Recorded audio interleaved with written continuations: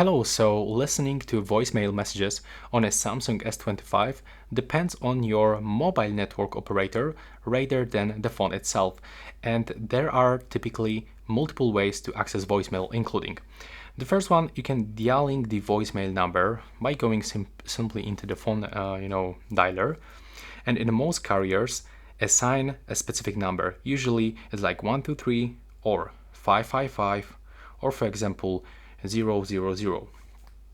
You can also press and hold the voicemail key, 1, just like this. And as you can see, I'm actually calling into my voicemail.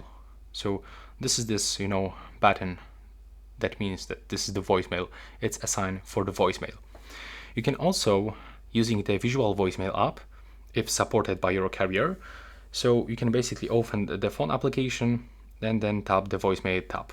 So it's actually not available in my case, but you can check if you have something like this. And sometimes you can actually accessing voicemail via carrier apps. So some operators offer dedicated apps, like for example T-Mobile, Visual Voicemail or Verizon Voicemail.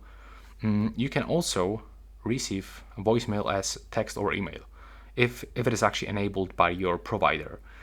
And to actually confirm that exact method, you can check your carrier's website or customer support, as voicemail features vary by provider and region.